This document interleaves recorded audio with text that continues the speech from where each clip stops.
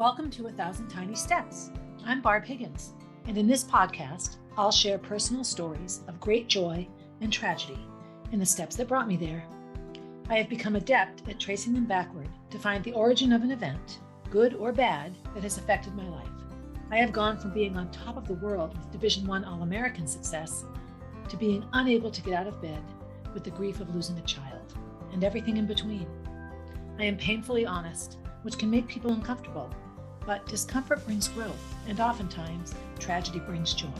So, tie, buckle, slip on, or lace up your shoes and join me as we begin our 1,000 Tiny Steps. Hey everybody, Barb Higgins here, ready to record episode 18 of my podcast, 1,000 Tiny Steps. This is like my third attempt to record this in the last half an hour. I'm having a very difficult time. And it leads me to believe I might need to hold off on this particular episode that I had planned and talk about something else. So I'm beginning my podcast talking around in circles. And the name of this, 1,000 Tiny Steps, right now is very appropriate. I'm walking around in circles, taking 1,000 tiny steps to try to figure out how to record this part of my podcast. So I will say people that have had trauma and grief in their lives live vigilant and high stress life and struggle hugely with boundaries. So I'm going to focus this on me and my issues around boundaries rather than try to point out some of the things that have happened to me in my grief with losing Molly. I've mentioned before, I had some child abuse in my young life and how that sets up a mindset for vigilance and self-hatred and self-doubt. When bad things happen to good people, there are books and TV shows and support groups for people that have struggled and suffered all different things and how to make yourself whole again and how to feel good about yourself and live a good life and be productive. And I think that going into my life and living my whole entire life, I come from a place of trauma, and so many things come attached to the traumatic lifestyle. And one of the biggest issues folks like myself have is boundaries, both in how we treat others, stepping over boundaries, and how we allow ourselves to be treated. Two very, very, very opposite but similar things. I remember once in my process of writing my book with Virginia, who has ghostwritten my memoir about losing Molly, she presented me as a character to her editor. She was talking about me and all the things I'd gone through in my life. Her editor said that if she had created me as a fictional character, she would find me not believable, that one person couldn't go through all the things in life that I had gone through. And the ego side of me took that as a compliment, like, yeah, look at me, I've had this crazy life. But what I realize is I have walked into so many, I have jumped from the frying pan to the fire. I've just walked into the mouth of the volcano again and again and again in my life. And in not wanting to appear a victim, I have to own the fact that I've made conscious choices to enter into many things that I've done in my life. And that's not always easy to do. Much easier to just sit back and say, oh, poor me, this happened to me. I've never done that. I think I've had terrible things happen to me, and I've tried very hard to jump up and reframe them and recreate them in a way that either I learn from or I can take my experience and share it so others can learn. I was a victim of child abuse, and I definitely grew up with very many problems that abused children have. I drank too much. My behavior was erratic. I was a bit out of control in college. On the other hand, I was an overachiever and type A personality. I never had an eating disorder, which is interesting because a lot of girls, especially that suffer from child abuse, grow up to be anorexic or bulimic. And it's around control, sometimes not so much body image. I don't like to throw up and I don't like to be hungry. Eating disorders were never my thing. I certainly did enjoy being high and being drunk and partying a lot all through the 80s. And so that's what I did. I had a level of promiscuity in college that is embarrassing now. I think a lot of us did. It was the 80s. I am old enough to be pre-AIDS, whereas we didn't worry about those things until really the mid 80s when suddenly the AIDS epidemic was devastating, although helpful, I think, to safe sex and birth control and such. But I managed always to live this parallel life of devastation and elation, of losing and winning at the same time. And my devastating events always end up being the cause for and the reason for the great things. And I look at running and even beginning to start running. Asthmatic and going out for track was a ridiculous idea on my part. I went out for track because a lot of my friends were doing it. I wanted to try something different. So I did. I went out for track, and I'm asthmatic and I had asthma attacks and I didn't have any gym credits because I had a health excuse. And then I was the first girl to break 5 minutes in the mile. So I had a lot of gym to make up before I could graduate. But, what you have here is my lifelong struggle at that point at age 15 when I started running to find a way I felt comfortable in my body. And running was it. So that gave me a free education. So there's another great thing. I have this free education. But my time at B wasn't without trauma and craziness because that's who I brought to the table. I remember doing an interview for a woman who wrote a book and she was talking about female distance runners, elite distance runners. And so many of us come from abusive backgrounds. And when you think of what goes into being a good distance runner, you have to be able to surpass intense physical pain to keep running, especially if your races are long. It's a long time to think. Every part of your body is saying, stop running, and you have to keep running. And the ability to step out of your body, and it's dissociation at its best, I find makes distance running the perfect avenue for these children to succeed. I know that sounds horrifying, but when you really sit back and analyze it, it makes perfect sense. If you can shut your body off and not pay attention to the pain and continue doing something that you find unpleasant, then you can have great success. And running is like that. In all my years of coaching, I think it's why I tried to infuse the running piece with so much fun, so many activities and things, because running in and of itself can be very, very uncomfortable. As I went through my college years, ran for Nike for a long time, I had tumultuous relationships. I had a very hard time managing relationships. I would never relive my 20s. Well, I might go back knowing what I know and try to do a better job. But, that was a time when I finally came home in the late 80s after 9 years in Boston. It really was just time for me to stop and to step off the crazy train and try to put together a life. And that's what I did. I came back here for a month and 30 years later, I'm still here. So what does this have to do with my grief path? By the time Molly had died, in tracing the 1,000 tiny steps back, I had already had incredible loss. My first marriage was a disaster. My second marriage began amidst controversy and hurt and pain between our ex-spouses. I lost a child before we could even start our relationship. And that was, traumatic. It seemed to carry with me all of this grief. And then just a few years into, really a good start to our marriage and building our family, I meet another family and I jump in to help this family and I end up losing my job. And my 21-year teaching career and my identity as a track coach, as a teacher, horrifyingly paralyzing. Again, rather than crawl into a hole, which I did for a while, I ran for school board, and now I'm in charge of the very administration that did what they did to force me to resign from that job. So again, I have these tragic things. And the way I try to reclaim myself and step out of victimhood is to take what's happened to me and make it better, to do something to show that I can still survive and surpass and I'm still here. I will say it doesn't always solve anything at all. So by the time Molly died, I had put together a life that was okay financially. Actually, I was doing pretty well. I had a couple of jobs, timing road races and teaching online. I wasn't doing any coaching, but I was working out and competing as a CrossFit athlete. And so I had all of these things taken care of. And then the year before Molly died, I dove right back into a really tumultuous time where I was just balancing and juggling a job that was unhealthy, a relationship with the boss at that job that again was a boundary crossing relationship, working way too many hours and spending all this time away from my family and not really addressing any of the issues. Classic trauma behavior. When you're coming from trauma bonds, when the people in your life you cling to because it's a traumatic connection, it's very difficult to make healthy decisions. My initial bonds with Kenny are trauma related. Our early relationship was very, very tumultuous and thought of losing him paralyzed me with fear. And that's a very, very classic, oh, no, no, no, no, no, no, no kind of panic response. My relationship with Roy was full of trauma, job loss trauma in the ins and outs of his career. Job stability isn't always there. And so there were those traumas. We had our family issues going on. So that relationship was also just based on trauma. And I think has lasted as long as it has in whatever form it morphs into from here to there because it's a trauma connection. That's just what it is. And when I look at my friendship with Robin, which was another long-term friendship that doesn't exist anymore, I see that it also was connected on trauma. Our first friendship date together eating lunch, I talked about my job loss and she talked about this devastating injury, athletic injury her daughter had had and how we functioned in a traumatic time. And so when I look back on the results of those things, I realized that I set myself up for easy manipulation because I have this huge need to not only be loved, but to give love because I have to make it right. I have to fix it. And I always feel I have to fix it. And I actually say these words. I've said those words to Kenny. I've said those words to Roy. I said those words to Robin. I've said those words, my friend Steph, the charter school that I worked at, another complete trauma connection.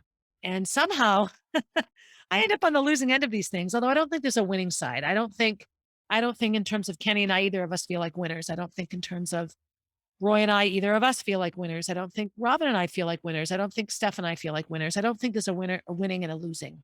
But I carry this into my grief journey for this reason. When Molly died, it was such a bad thing that that traumatic piece of my brain, that the PTSD piece that couldn't fathom one more horrifying thing, one more unbelievable trauma in a trauma-filled life, that somehow the behavior would change and that I could be more trusting of people, that people would see this was too big to manipulate and too big to mistreat, and that I would be treated differently. And I have to say that that isn't the case.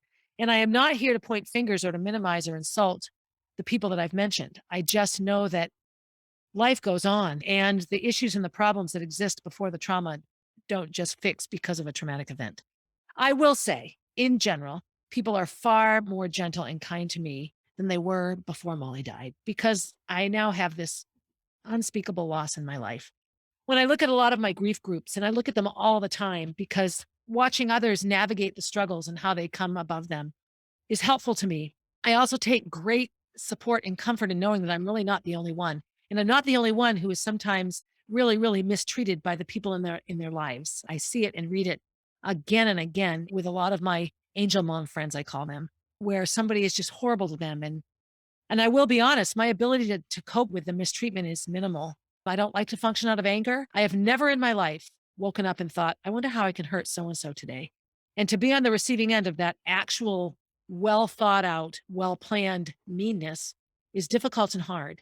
And Dead Molly didn't stop any of it from happening. So I want to share a few things primarily to show that and to share because I am quite sure of the few hundred people that listen to this podcast that you all have been victimized by people. And there's that word again. And I'm tender about it because I've been insulted and ridiculed. Ooh, play the victim card, play the dead kid card. I actually had that said to me. And it's hard to listen to that and A, defend it, and B, handle it, and C, understand it. In the months leading up to Molly's death, Robin and I no longer spoke. We had a falling out. It was in June of 2015. I was supposed to go to a concert in Maine. It was the last day of track camp and it was an extra ticket. And it was sort of up in the air whether I was going or not. And I had to get rid of all the equipment of track camp. And it's such an exhausting week. And I got home and I had a road race to time in Maine the next day. And so it made sense. I could drive up, go to the concert, crash on the hotel room floor, and go time my road race. I was exhausted and I did a terrible job packing. And I had a cable, a very specific cable that you have to buy like at a computer store, and I forgot it. I also forgot my phone charger. So I had to turn around. I was like halfway to Maine to see a concert on a Friday night after track camp, and I had to turn all the way back home. And so I got back home and I got everything I needed, and I just was exhausted and I laid down and I fell asleep. I fell asleep in like 30 seconds and I woke up at 4 in the morning. I think I scared Robin. I think she felt insulted. I also think she was pretty ready to be done with me anyway. I think that our friendship had sort of come to a natural end, at least on her end, on her side. But for me, it was a Friday. So on Saturday, Robin is mad at me. And on Sunday, there's an event at her business and she's not speaking to me. She doesn't even come. And then Gracie and I and Molly try to bring her cake and she won't answer the door. And so it was this ugly, ugly ending. And I thought, geez, 3 days ago, she was floating in my pool. I waved at her from the track camp bus and now she's not speaking to me. And these kinds of things for someone like me that really functions in a trauma filled mindset are unbelievably difficult and not logical, I will say. If I could take a step back and step out of it, which at the time I could not, I would see that my behavior was really illogical, but it functions from fear. But we didn't speak. And little by little, all of our common friends fell by the wayside. And I really had a really awful and lonely summer. The last summer of Molly's life, I spent a lot of time on the couch. I did also spend a lot of time with Gracie and Molly, time that I may not have spent with them had I been busy and wrapped up with Robin, because we did so many things together. It was constant beach trips and concerts and fun things. I have to say, it was a blast. There was nothing bad about our time together. It was wonderful. In the months after my job loss, which I'll get into in another episode, another season, Robin was an incredible support for me. She really was super helpful. And she was that way after Molly died. She was with me, as I've said, every single day in, day out for 2.5 years, from all of 2016, all of 2017, and almost all of 2018. As the time went along, I will say, I think it takes a lot of energy for someone to continually support someone who doesn't seem to get better. And I know that I'm one of those people that I seem drawn to dramatic events. I've actually been called out a couple of times for always having a reason why I'm not accomplishing something. Barbara, you always seem to have a reason. Oh, I'll get to it when this is over. When I resolve this, I'll do that. And it's really been eye opening for me. My most recent person to say this to me was somebody who remains a dear friend and will forever is Zoomy Zoom, my handyman. I've mentioned this before. She sort of called me out. I was putting something off and she said, "You always seem to have a reason why you put these things off." And it's true. I believe that my behavior sometimes with Robin was frustrating because she's definitely a doer. You just put people aside. She can cut people out of her life. And I've never been able to do that ever. I just can't. It's not something I've been able to do. And Molly's death hasn't made that any easier for me. So in my 2.5 years with Robin being my friend after Molly's death, she also geared me to a friend whose name I won't use, who was helpful to Kenny and I with some legal stuff. And these two were really, really good friends. And we were good friends. These people brought us to their vacation home in Hawaii and, gave us 2 amazing weeks shortly after Molly died in the fall. The woman in this couple that gave Kenny and I a lot of legal support and assistance and good guidance. And I trusted her and I thought that that was a good thing. As the legal things tied up, there was a huge financial issue that came up, and a huge sum of money was going to go now to this person. And I didn't understand why. It didn't make sense to me. We'd never talked about this. Well, long story short, I can't really talk about the details of it because it's a legal issue, but a huge chunk of the energy in this friendship with me and Robin and this other woman geared around money from what they were hoping the lawsuit would generate. And in fighting this and in trying to get to the bottom of this horrible thing, I came across emails and text messages and you have to make all this stuff public and they were horrifying. I can't even believe that somebody who was hugging me and telling me it would be okay could then turn around and say the things that were said in all of these communications. Really, really, really being pushed and pressured to get me to take legal action and wanting to know what was going on and all the step by steps and all of this kind of thing. It was horrifying. I remember sitting with a good friend of mine who's also in the legal profession and reading through all of this stuff and just sitting there dumbfounded at what we were reading. You shouldn't treat people this way anyway. But here is somebody who loves her children, who is mortified at the thought of anything happening to her children, counseling me, who's lost a child, who has a dead child, and manipulating my reality in such a way that it could financially benefit her and her friend. Horrifying, horrifying. And when it all came about and when it was all said and done, the friendship ended. It was just the same as it had been in the summer of 2015, but this was December of 2018, right around the time I found my brain tumors. The friendship, I was cut off. Suddenly, we were no longer Facebook friends. We were blocked. And the emails back and forth were horrifying and horrifying on my part, too. I was angry, so angry that this would happen. But she felt obliged to stay with that friend. She got into a point where I think she felt she had to take sides. Do I support Barb or do I support my other friend here? And that friendship took precedence and I can't judge or control that. All I can do is take a big breath and wonder how do people act this way? Am I perfect? No, but I most certainly didn't manipulate the mother with a dead kid so I could get money out of it. For all of my days, that will be very, very hard for me to wrap my head around. And so I'm talking about it. And does that make me a bad person? I don't know. I feel uncomfortable and funny talking about it, but I also feel that there are people like this out there. I'm the most gullible, wide-eyed, truthful, called a liar, but painfully truthful person. And, I just tend to say it like it is. That was an ugly situation. Shortly after that, getting diagnosed with my brain tumors and her making fun of them, like I'm making them up. Anything, oh, brain tumors, she'll do anything for attention. I had my head cut open. Look at the pictures. Google it online. You don't get someone to saw your head open, mess around with your brain because you're faking it and want attention. So those things were incredibly difficult for me. That friendship and that whole scenario is hard and it remains hard. Gracie, especially, the hard part for me is Gracie. She relied on Robin a lot. Robin was another mother figure for her. All of that just disappeared. And I remember that was a big part of Gracie's fear when the brain tumors came around was that not only did I have brain tumors and Kenny was dying of kidney disease and needed a kidney and Molly was dead, but the person she would go to for support had disappeared from our lives like 10 days prior. Robin and I stopped talking December 1st and December 10th is when I found out I had the brain tumors. Let me be clear. In my years being friends with Robin, I had wonderful, wonderful experiences and wonderful good things happen to me. And we had a wonderful time.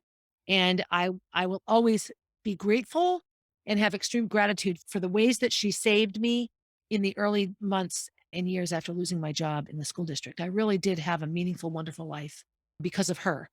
And I can't ever not publicly say thank you for that. But I also can't wrap my head around, the lies and the disgusting things that people have said. Is this true?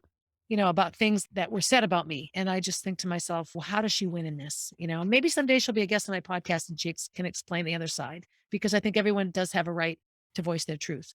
So that was sort of the first really horrifyingly bad thing that happened to me in my grief journey. I will say that I was very willing to jump right in and accept help on the legal end and the friendship end. And I remember when I first told Molly and Gracie that Robin and I were getting back together to see if we could be friends again. We were going for a walk. Molly got very, very worried. No, mommy, no, please, no, mommy. You're finally over it. You're fine now. And it was a huge cathartic process. I will say, I don't know how I might have made it in those days without her. So it's a struggle. With the good comes the bad. And that's sort of what happened here. And I lost a friendship, and I lost all of the people connected to that friendship. Some of them I've gotten back. I think as time goes by, people sort of open their eyes and realize, my goodness, what's going on here. But, her interference in so many of the lives of common people that we had was mind boggling and something I don't understand. Do I wish Robin well? Absolutely. I want her to be happy. I want her family to be happy. I want all to be right in her life, because that's what we should want for people, regardless of what they do to us or what they perceive we did to them. The other big thing that happened to me in my grief. So I coached at Bow. I started coaching at Bow in 2014. And I remember applying for the job. One of my high school friends that lives in Bow, her husband coaches there as well. And she's the one who suggested I apply. Thank you, Karen. I remember applying for the job, and the athletic director there, Jim Kaufman, he had been there since the high school opened. And he was very honest. I don't know that I can hire you based on the fact that you lost your job in the district. And so my job loss had been very public, and I will do an entire podcast season on that. It's interesting. And I think enough time has gone by that I can speak very honestly about what happened. It's been a long time. He was very honest with me. I'm not sure I can hire you. And he actually didn't. Initially, he gave the job to the other applicant. And he said, I'm making this choice because I spoke to someone from Concord. So the person he spoke to is currently teaches in Concord, and he is a coach. And they both coached the same sport. They were both wrestling coaches for a long time together. So I was a bit taken aback that anybody would have any reason why I shouldn't coach. And I could lay out every single email and every threat and every rumor and everything that happened in my exit from the school district in 2010, 2011. And I have nothing that I'm ashamed of. Maybe I have some things I regret, but in terms of it being a teacher and being safe around students, nothing that I did justified a job loss. And so I was taken aback by that. The other person couldn't take the job, so I ended up getting it because the season started the next day. So on a Sunday, I was offered the job, and on Monday, I started coaching, and it was the best. So the fall of 2014 and the fall of 2015 were phenomenal. We were third in the state my first year, second in the state my second year. So I was predicting 2016 would be this amazing season. We'd be state champs. Well, a number of things happened in terms of kids on the team and all this, but the biggest thing was Molly died. And so now it's June of 2016, and all of the girls on the team are in a panic that I won't come back and coach. Please, please, please come back and coach. And if I could go back and redo it, I might not coach. I don't know, but I felt very, very committed to the girls. And Jim was phenomenal in his support of me as a coach and him as my boss. That fall, I had a hard time. I missed a lot of practices. And he was very, very clear that if I couldn't make it, that he understood and that he would go and cover the season, the day, or if I could make plans ahead of time to have a parent cover. He was unbelievable, unbelievably supportive of my grief. I mean, there were times I called upon him. I talked about, Libby's mom coming and lying on the floor with me that day. I was having such a bad time. There were times at practice where I'd start crying. I had a girl on my team whose name was Molly that year, and I loved and hated saying her name. It was just an unbelievably difficult thing to do, but I do feel that I had a couple hours a day where life could be normal. Molly had never gone with me to coach. And so when I was at Bow High School and coaching, I was in a good place because she hadn't been there with me. And so it wasn't like she was missing from the day. It was a piece of my life that was separate. I will say there was one meet we had in Hawkinton at the fairgrounds, and Gracie and Molly came to that meet in 2015 and ran all around, and they were a big part of it. And I have some pictures of them with the whole team. And so anytime, even now, when I drive by the fairgrounds, I get a lump in my stomach because I remember them there. And I had Bow cross country sweatshirts, and they were hiking Mount Kearsarge one day when I was coaching a meet, and they had their sweatshirts on, and Molly's holding up a cloud. It's a pose that I used to do. I would put my arms up and hold up a cloud, and you could edit it with Photoshop and make it look like I really was holding up the cloud. I have one on top of Mount Washington doing that. I have a couple of those pictures. And so there were connections with Molly and Gracie in cross country, but not day to day. That winter, I also did the indoor track thing again. I had the year before Molly died, I had started indoor track and I did it for free. I took no money. I had about 15 kids on the team, maybe 20 kids on the team. We weren't really a team, but the kids got to compete. It was fun. Our team shirt said not a team. It was fun.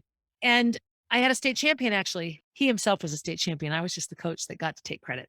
It was a good winter. It was okay. The following year, Mr. Kaufman retired and a new AD came along and my teams got bigger and bigger. And we participated in a race that honored somebody that was struggling with cancer from a different school district. And it was a lot of fun. And we tie-dyed t-shirts and we tie-dyed them pink. And it was sort of in support of Molly. I would say 10 girls on the team had direct knowledge of Molly. They'd either been in theater with Molly or they took dance lessons with Molly. So Molly wasn't this unknown, invisible person. Oh, coach's daughter, Barb, did Molly. Oftentimes we would carpool into Concord to run. There's a really good hill right near the cemetery that mimics the hill at Dairyfield Park, which is where all the state division titles are held. The races are held. And so we can go there and do the hill repeats and then jog right over to Molly's grave. And this became a bit of a tradition. And it wasn't an unhappy tradition or a sick tradition. Molly's grave is adorable and very well visited. And we had team photos there. I make a book at the end of each cross country season. And in the book are all these pictures of our season. And I never, ever left the Molly grave picture out, ever, ever. Nothing I do is secret. Everything is transparent and open. So I remember this was 2017 now. And in the winter time, after the indoor season was over, I had to have a meeting with my new AD, and he expressed concern that I talked about Molly too much and that he had complaints about this. So, of course, I wanted to know who's complaining. And I have a very good relationship with all the parents on my team. And this was the part that was difficult for me. I didn't have any parents that I didn't communicate with. And I didn't feel ever that if they had a problem, they wouldn't come and share it with me. I felt very, very connected to all the parents. So I just said to him, well, if you need to let me go because I'm a grieving mother, then fine, I won't coach here anymore. And he backed right off. No, no, no, that's not what I meant at all. It was just an odd feeling. I didn't like the feeling very much. So that's 2018. So we go into 2018, the fall of 2018. A girl joined the team who had suffered a traumatic loss the year before. She was a freshman. This athlete had lost a parent and it was devastating. When you don't want to lose a parent when you're a teenager. And it was a huge piece of her makeup. I thought beautifully managed her grief and struggled and was honest about it, but needed support and help. And she was not a runner and spent most of her time professing how much she hated running. And she struggled that first fall, but what she needed was teammates. She needed to be around other kids. And I pulled her in and I connected her with Gracie. And in a very clear act of trauma bonding and not understanding boundaries, I really, really pulled her in and gave her a ton of support. I didn't ever communicate with her inappropriately or secretively. I was very, very honest and open. And I communicated with her living parent quite well also. Any communications we had, I shared because I felt that the way to help this child was to, work with the parents and the adults in her life, to create support at home. The fall of 2018 ended. She managed to last the whole season. We had a wonderful season. Competitively, we weren't doing so well, but we had this unbelievable group of incoming freshmen that were coming in 2019. So again, I did the cross country and then I did the indoor track. And so I split the job that year with another coach. And it's a good thing that I did because that was when I was diagnosed with the brain tumor. So I remember the first person I told that I had a brain tumor in terms of students was this girl. And even though she didn't run indoor track with me, I would see her all the time at practice because a lot of our practices were in the building. And I remember sitting her down and letting her know, look, I just had this diagnosis. And she knew all about Molly. Everyone knew about Molly's death and how she died. And so during that whole process, when I was in the hospital in New York City, I had a Bo parent bring two runners to see me all the way in New York. I mean, they were on their way to a show, but still they came and visited me in the hospital. And this young girl communicated with me regularly. I hope you're doing well. Way to go. Be strong. That season went along. And of course, couldn't end up coaching any more of the season because I was, had my head cut open. I was a big giant scar and all of the limitations around recovering. That season ended. And again, I felt just really not super supported. And it was hard to pinpoint, but you just know when somebody looks at you and isn't really on the same page. My teams were huge. And so transportation was always an issue because they wanted to use just one bus. And they wanted the boys and girls teams to both be on the bus. And that isn't always manageable. I had 45 girls on the team. My last year, I had over 50, and I didn't want to leave any of them at home. Sometimes it's the ones that wouldn't be on a cross country team or a sport that are the ones that need it the most. We oftentimes just butted heads. But again, I was very open with my communications. I put everything, the pictures in my book. I gave a copy of the cross country book to every administrator, to the superintendent, to the principal, to the AD. If you want to know what happened day to day cross country practice with Barb, just look at the book. It was a big piece of it. Going into 2019, I've grown some hair back and I have a team now that has some really, really super competitive girls. And I had this hunch that there was some division there. And I remember thinking that this group didn't care for me and the parents didn't care for me. And I couldn't wrap my head around it. It was just very unsettling. And I reached out several times to my athletic director and to the athletic trainer and to the principal for help. I sent email after email saying, I'm feeling unsupported every day. And it was, I would tell you what, it really triggered me back to when I lost my job in the school district, where every day I was getting a complaint. Somebody says you're late. Somebody says this. Somebody says this. And I started to have these complaints about things that were happening at practice, complaints that we weren't working hard enough, complaints that I was letting people drive in my car one at a time. And you're not supposed to have one person in your car. And all of these complaints. And I responded to everyone and I sent emails to the families. And, perhaps my emails were harsh, but I decided I would just summarize the week every week and send emails. But it was just unsettling. And I reached out 2 or 3 times. Please, I need help. I want help. I need support here. Also, the parent of the girl that had suffered the loss was now insistent upon sort of dictating how I coach the daughter, what races she run, when I run her. And I just felt like I'm the coach and really it should be my decision. And it's bigger than just standing on the starting line. Starting a race and dropping out is worse than not running at all in my mind if you're not ready. All of the things that make me a very successful and good coach. The whole season was tricky. We used to tie-dye shirts in my yard and hang them on the fence. And now this was unacceptable. I had to tie-dye shirts at the high school. So I carted everything out to the high school and we tie-dyed the shirts there and they took them home. All sorts of things. We didn't do the hill repeats in Concord because it wasn't okay for the girls to drive. And anytime we wanted to go anywhere, I had to get help. And it just became very, very laborious. And again, safety is number one. And obviously kids need to be safe. But I couldn't wrap my head around what I was doing that was unsafe. I was coaching the way I had always coached. And maybe the way I coach is wrong. So we had a big meet, the Manchester Invitational, and it's a lot of stress and a lot of just, there's the freshman race and the JVC race and the JVB race and then the varsity race and all these races. And I have a huge team. I had a significant number of runners in every race. It was very exciting. I had over 50 girls in cross country and there are only 500 students in Bow. So, I had 1/5 of the female population running cross country, which I felt good about. So it was a long day. And this particular girl was at my side the entire day. She was clearly struggling, clearly tense. Gracie showed up and she had come the year before and she spent the whole day with Gracie. And Gracie just reached out and she would text Gracie in the nighttime and they had all sorts of, communications. Gracie really put herself out there in the conversations that we'd have at practice. The girls would turn 18 and get tattoos. So many people have tattoos now. And I didn't get one until this particular fall. And I got my tattoo, which is my #heart, Molly Be the Miracle. Here I'm showing it if you can see the podcast. And it was a really spontaneous event. So I had the cross country meet Saturday and it was a meet that I let her go home early from. She was really, really having a bad time. It was clear. She started the race and had to drop out and she needed her inhaler. And we really rallied around her as a team and took good care of her. And she sent me a sweet, sweet thank you text. Thank you so much for understanding me. And the next day I'm driving home from the grocery store and I drive by a tattoo store and I'm like, I'm going to get the tattoo. And it was very, very spontaneous. So I got the tattoo and I was pretty excited about it. And when I got home, I sent a picture of my flexed arm to several people, 5 or 6 runners on my team, 3 or 4 parents of the runners on my team. And I sent a picture to the AD. So the picture that I sent to all of these people, and I sent one to this girl, I sent also to the AD. Everyone had seen the picture. I didn't send a picture in the dark of night, to anybody illicitly or whatever. I had conversations back and forth with a lot of the runners. Oh my gosh, I can't believe it. I can't wait to see it. And it all seemed pretty good. And I also mentioned to this particular runner, the one who had suffered the loss, that I could see a memorial tattoo for her person as well. And she got a little put off by it. I think she thought I was going to get a tattoo in memory of her, the person she lost. It wouldn't make any sense. So at any rate, there was clearly a communication gap here and she didn't come to practice for a couple of days. And so I wondered why. And, I messaged her, hey, are you okay? And she sent me a picture with a very, very unhappy face. And so that Wednesday, I'm getting ready for a meet. I'm picking up the sandwiches. It's a lot of work. I've cut the ribbons. I've done everything for our cross country meet. And I get called in and accused of scaring a student that I've inappropriately texted and I get put on leave. I get suspended.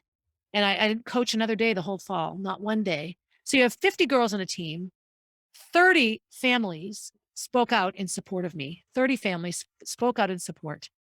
And it was this girl who claimed that my tattoo offended her or hurt her. Well, this is a very strong-minded, confident girl. And I saw the picture and it was the tattoo picture. So I knew right away who it was. And defended myself and I said, I don't have to be anywhere around her. She doesn't have to come to practice. I will do whatever it takes for her to feel safe. But I have an entire team of runners that feel fine. And talk about an overreaction on the part of the administration in Bo. What I think is I offended the parent. I offended her surviving parent. And this parent worked very hard to support their child, which again, that's their child. And if I thought somebody was trying to hurt Gracie, I would be all over it. Having said that, 30 families wrote to the athletic director, to the principal, to the administration, to the Department of Education. As a certified educator, any of these complaints have to go before the DOE to make sure you're not breaking the code of ethics.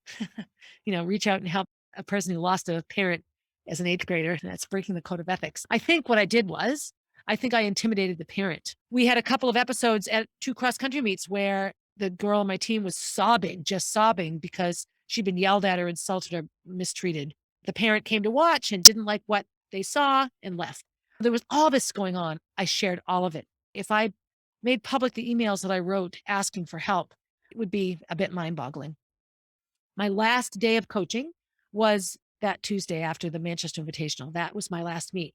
5 freshmen won the freshman meet. That's a big, big, big cross country meet. For 5 little girls from Bo, young ladies, high school freshmen, to win that meet was huge. And I was so excited about it. I felt like I was finally turning that competitive corner and I was on the way to a state championship level team. I never coached again in Bo. So fine, I try to follow along. We're living in a time where the Concord School District had the whole Howie Leung case where he had sexually assaulted 2 students over a course of several years. I get it. We want to make sure our kids are safe, but penalizing the people that aren't hurting kids only helps the people that are. And that was basically what I said when I got hauled into the Department of Ed to talk about what happened. And fortunately for me, the folks at the DOE could see that what we had here was a parent who had completely overreacted in a school district that wasn't willing to stand up for sort of what was right. My hunch is that the athletic director didn't want me to coach there anyway. I had not always agreed on things, but I think this was a convenient way for them to take a new direction in their team. And that's what happened. The hard part about this was in the process of this family wrote a letter, and the letter was nasty and mean, just full of lies, taking good things and twisting them around. Horrifying, horrifying letter. Sent it to all the school board members in Concord, sent it to the city council members, sent it to the police, put it on social media. So, of course, the Concord Monitor finds out now, reporters, not a fan of the Concord Monitor. And so now what they're doing is writing, oh, Barbara Higgins, who also lost her job in the district. And it just recreated that I'm some sort of monster. What does this have to do with Molly's death? I'm the mother of a child that died. And this little girl was the daughter of a parent that died. My intention was to support her and help her be happy and healthy in high school and to have a circle of friends and to be okay. There's nothing in what I did that anyone could examine and think, oh, well, that's inappropriate. Maybe my language, but if you go to any high school practice and listen to coaches on fields or listen to kids talking on the sidelines, sometimes the language isn't the greatest, but never name calling and never using inappropriate language in a mean way. So just mind boggling. And I just thought, how can this be happening to me? I went back to bed. Sometimes for me, when bad things happen to me, I crawl into bed and I just lay still, perfectly still. And I remember that whole fall, I wasn't really doing any other work. I'd been recovered from a brain tumor. I was just doing nothing. And I just was a disastrous mess. And I didn't get to go back. They didn't hire me back. And my coaching career ended from what I believe to be a manipulation of the truth around a very unhappy set of adults. And I was an easy target. And I set myself up again and again. And this was a case where I certainly did leave the door wide open for manipulation. I would happily invite those people onto my podcast and get the other side of the story if there was something to share. I just felt that this was so mean given all that was going on. And here's a family that understood grief and loss. And here's a girl that had really relied upon my daughter who lost her sister as a support person. So that was hard for me to take. In the process of this, just as this was culminating, I was asked by the DOE and by a local charter school to step in as executive director, as managing director, to oversee a charter school that was having some difficulty financially.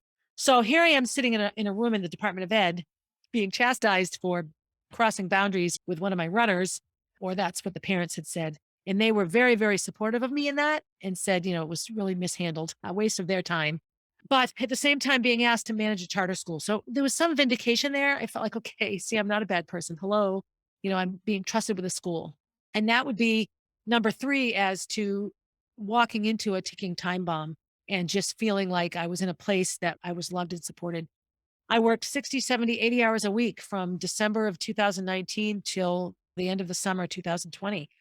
Hours and hours and hours to save the school. The person that started the school, a good friend of mine, Steph, we've known each other for a long time. The deeper we got into the managing the school and the deeper we got into the issues going on, the bigger the problems. Suddenly it was way over my head.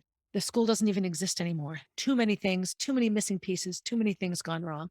And another friendship loss. And some of the things said in that process that I was just accused of taking credit or being dishonest. And I think of the hours and hours of free labor I gave. I hired an attorney who I owe thousands of dollars to fight for the school, to keep it open and make it work. And somehow at the end of that whole thing, I'm the victim. I mean, I'm the bad guy. So why am I sharing all this? I guess I'm sharing it because to all my other grieving mothers out there, if if all the mistakes that you make in life follow you through your grief and people don't back off because you have a child in heaven, I guess we're not supposed to. I guess there's no guarantee that people are just going to be nice to you because you've had a bad thing happen to you, or that you even deserve to have them be nice to you. Maybe I did mishandle and misconstrue everything with the runner on my team.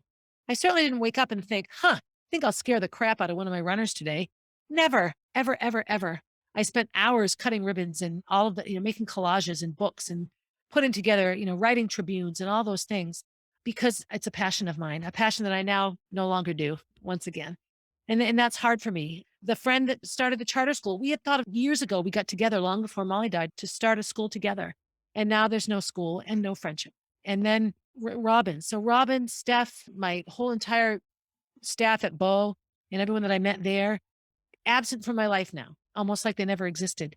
And it befuddles me sometimes because 99.9% of the time, I still look at my life through the lens of Molly isn't here. You can't not think it. It's the first thing I think of when I wake up. And it isn't like it was before. But I have realized in this journey that it matters not that I've gone through this terrible thing. I'm going to walk into situations where people really, really don't care what's gone on with me or with anyone. And what they have in it is their agenda in themselves. Does that make any of these people bad people? No. Steph is not a bad person. Robin is not a bad person. The family in Bo is not a bad family. They're all fine people who I believe are doing the best they can. But I seem to be on the receiving end of a baseball to the cheekbone again and again and again. And so in my learning process, in my healing process, in my grief process, I am starting to try to figure out how do I end up in these situations? And did this behavior contribute to Molly's death? When I talk about 1,000 tiny steps and each of these episodes, I start with Jack and I work my way back to Molly's death. And from Molly's death, I have to work my way back to where did that start? And what was I doing? Or what decisions did I make? Or what did I bring into my life that could have contributed to all of the events that led up to Molly dying of a brain tumor? The bottom line is doctors didn't find it. And by the time they did, it was too late and she died. I can't own that. I'm not a medical doctor. There were tons of steps missed that should have and could have been taken that would have saved Molly's life. Having said that, my mindset and my frame of mind has always haunted me because I was so distracted by the people that didn't deserve my attention that I shouldn't have been paying attention to. I go back to my story I told about my friend Jack calling me selfish because I didn't have time for dinner with him. And I regret that now. I look back at those times and he was a person in my life that was helping me as much as I was helping others. And he's the one that I didn't go to dinner with. I don't even remember why I couldn't go, but it was one of those things. So here I sit now, 5.5 years into grieving Molly's death. I've brought a new child into the world.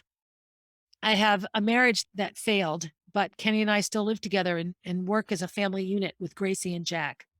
I have a relationship with Roy that maybe never should have happened in the first place, but it did. And it started and stopped and started and stopped. And we've been wonderful together and supportive of one another and then hateful. And right now we don't speak and it's mind-boggling sometimes. And those things, some of those things I feel are a little too present, a little too personal to share in a podcast. But my point is all of the things that we carried with us before the trauma stay with us. Why am I sharing all this? Well, part of it is I need to share it. I need people to know that I took a picture of a tattoo and a family didn't like it. And I lost my job because of it. I have to own my choices in that. Was it the right thing to happen? Absolutely not. One family and their version surpassed 30 other families. The folks at the DOE were amazed at the support that I had. Letter after letter after letter saying, "This is crazy. Please, we want Barb to stay." And I didn't stay. I was not asked to stay. My friendship with a lot of the people associated with that coaching job, they're over. I will say I have a huge cadre of parents of girls that I coached over the years from Bow and from Concord who have stood strong and stayed with me. But all of this, the Robin scenario, the lawyer scenario, the Bow scenario, the charter school scenario, where I jump in with 2 feet to help at this charter school and quickly over my head, spending 60 hours a week there, away from my family, away from Kenny, away from Gracie. The pandemic starts. I'm never home, and I remember them just like, what happened to you? Now suddenly it's all about this. And what about us? And it's true. I set goals for myself that year. I had just started my spiritual mentoring and I set all these goals and all the goals went out the window. None of them occurred because I buried myself in someone else's problem. And that's where my boundary issues come the most. The other piece is when it all starts to fall apart, when things explode, I get frantic and I just want to fix it, fix it, fix it, fix it. I don't want Kenny to hate me and I don't want Gracie to hate me and I want Jack to be happy. I want things to be okay. And I don't want Roy to hate me. And I don't want Robin to hate me or Steph to hate me or this family and Bo to hate me. I run around in this panic that I'm hated. And when I really read, oh boy, do I read now so many books on trauma, on narcissistic personality disorder, on PTSD, on grief, on loss. And our society right now and our culture functions on grief and trauma with the pandemic and all of that. So I share all of this to say, get up every day after nursing a baby most of the night, which is the best part of my night, and I manage it. I try to put it together. I take 1,000 tiny steps every single day, inch along. And by sharing all of these uglinesses, the fact that, I was willing to trust people with a legal situation that was way over my head and that I was willing to reach out to a hurting child and perhaps over support her. The fact that I spent hours away from my family to help a charter school that I had no connection to other than I wanted it to work and I cared for the owner. I have to own these things. I have to own my piece in it, but it also doesn't excuse the choices that people make. Robin has the right to end a friendship with me. It doesn't mean that she has a right to just be hateful and hurtful and mean outside of that. People are that way. I won't participate. I won't. I won't say mean things about any of these people. I firmly believe at the basis of life, all of us are good. I think it's Helen Keller who always said that people are basically good. We have to find the goodness in people if we're going to survive at all. And I definitely feel that way. So, what have I learned in sharing this podcast? That I'm not very articulate when it comes to talking about bad things that have happened to me. And I think that again stems back to what it's like to feel like as an abused child. How do you articulate something in a way that doesn't sound pathetic? Because that's how I feel sometimes, like pathetic Barb screwing up again. It's really, truly how I feel at times in looking at this. But mostly I share it because I absolutely know that each of you listening has a situation or an event just like this. When I first started reading up on like, okay, why do I attract this drama in my life? I thought that maybe I'm the narcissist. I've read up a lot. One of the key features of narcissistic personality disorder as a real disease is that a narcissist will never even contemplate that they are a narcissist. It doesn't even enter their mind.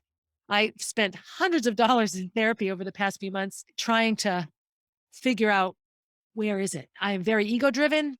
We have ascertained that I do often function with a giant ego. Being an elite athlete, I think a lot of ego driven behaviors come from both feeling inadequate and wanting to shine and be the best and looking at the world through the lens of self. And it's easy to do when you lose a child. The other piece in my grief journey in losing Molly is the friend of mine that really took me down a very dangerous path around alcohol and drug use. And that's a tricky conversation to share because if we live in a small town and sharing too much, it can be tricky and dangerous for a lot of people. And where's the balance with sharing what's happened to me and hurting other people in that process? But I also have to wonder what goes through a mind of a person who knowingly offers a level of support and a measure of comfort that is damaging and has damaged them before, and knowing it will likely damage me.